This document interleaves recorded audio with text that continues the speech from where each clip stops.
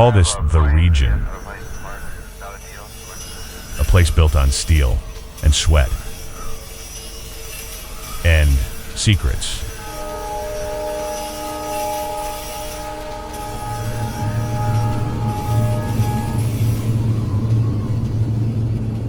In December of 1973, something shifted here. The air didn't just get cold. It got heavy.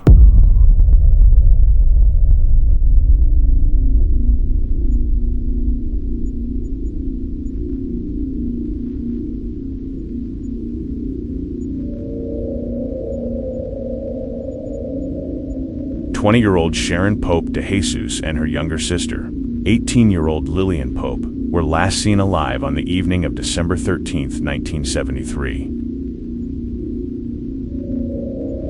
Sharon lived in Gary, Indiana, and Lillian lived in nearby Portage, but their places of employment were very near each other, and oftentimes they would wait for one another after work.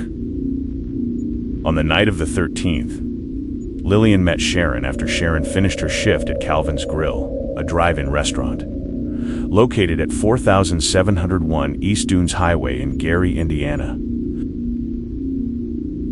Co-workers of Sharon's reported to police that the two sisters left the restaurant to go to 1220 Bowl, which was within walking distance of the restaurant.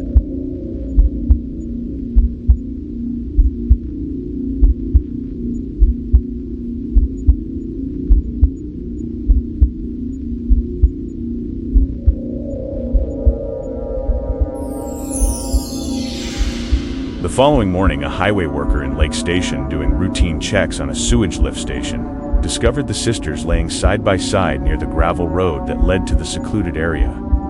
The area was wooded and a common place for people to illegally dump their trash. Sharon was found lying in the fetal position, while Lillian was found face down on the ground just inches from Sharon. Police believe they were killed elsewhere and later dumped in the location they were found.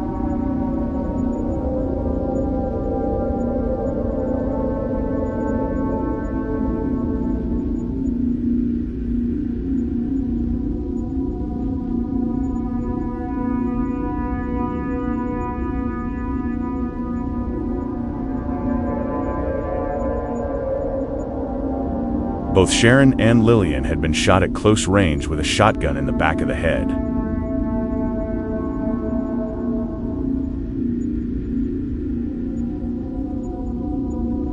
Both of the women were beaten in the head and face, but Sharon had been beaten beyond recognition. The girls were found fully clothed, wearing matching red hoodies, black boots, and stocking caps. They were not sexually assaulted. Sharon's purse was found next to her body containing cash, so neither robbery nor sexual assault appeared to be a motive.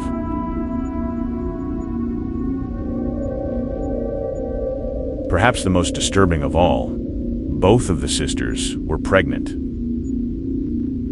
Lillian was due to have her first child in less than a month. Attempts were made to save the baby, who was at full term, but to no avail. Sharon was 6 months pregnant with her third child.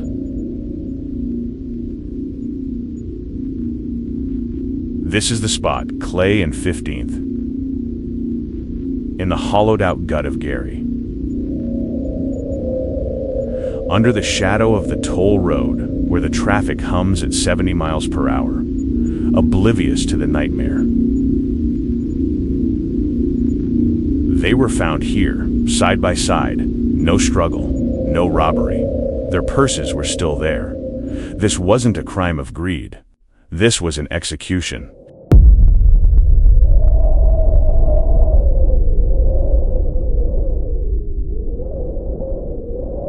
Two beautiful young ladies who had their whole lives ahead of them, and a mystery that has haunted these streets for over 5 decades. Justice in the region isn't just a legal concept, it's a debt that the earth itself demands to be paid. For 50 years, that killer has breathed the same lake air as the families he shattered. He's watched the sun rise over the mills while 4 heartbeats were silenced forever in the Gary dirt.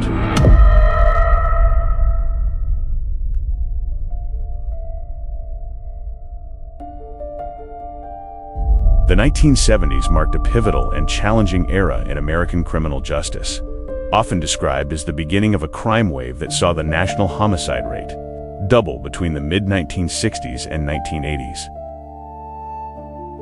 By 1974, the number of reported homicides in the U.S. surpassed 20,000 for the first time, eventually peaking in 1980 at a rate of 10.2 per 100,000 people. Data from the Murder Accountability Project indicates that since 1970, over 327,000 homicides have gone unsolved in the United States. To put that in perspective, that is a higher death toll than all U.S. military actions combined since World War II.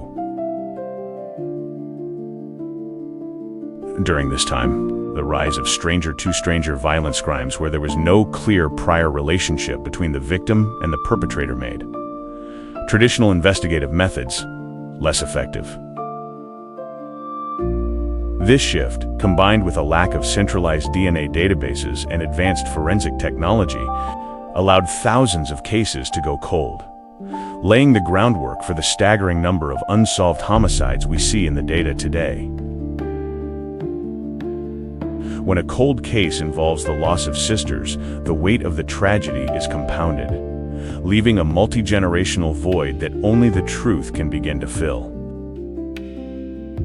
Pursuing justice in these instances means sifting through forgotten archives, revisiting quiet corners of cemeteries, and piecing together fragmented memories to reconstruct a narrative that time tried to erase. It's about more than just solving a mystery. It's about honoring the lives of the victims by ensuring they are no longer defined by their final moments, but by the fact that they were never forgotten.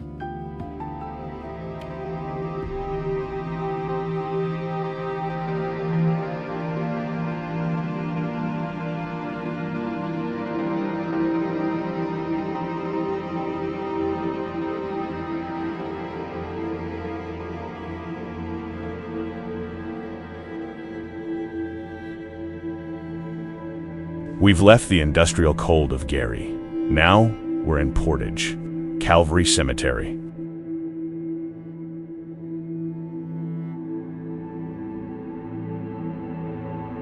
Walking through this silence, every name on a stone feels like a heavy door that's been closed to the world.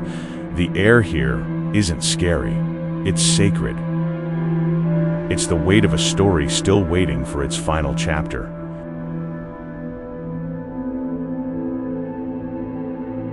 Here they are.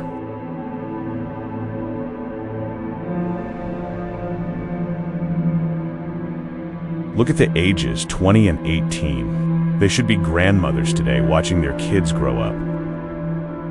Instead, they've been 20 and 18 for 53 years. And remember, they aren't alone in this ground. Their unborn children are here too.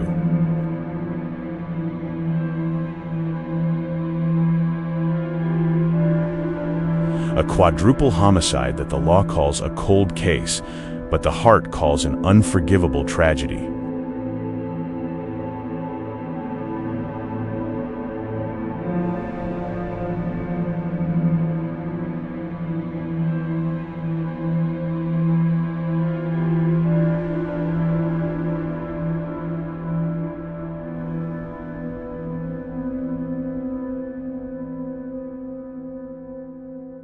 Two sisters who were supposed to be the heartbeat of a family.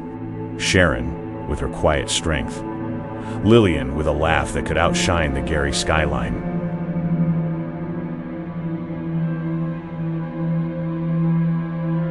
They weren't just cases or victims. They were daughters, they were friends, and they were seconds away from becoming the most beautiful thing a person can be. A mother.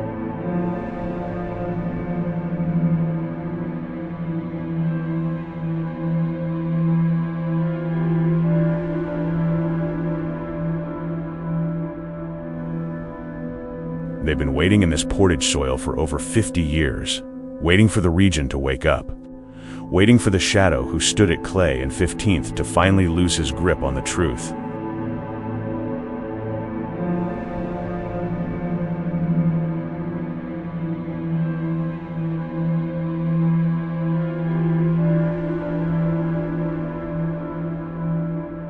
Time doesn't heal a wound this deep. Only justice can do that. If you've carried a secret since 1973, if you heard a name whispered in a bar or a confession anywhere, it's time to let it go. Give these 4 souls the peace they were robbed of. Give this family the final chapter they've been writing in their tears for half a century.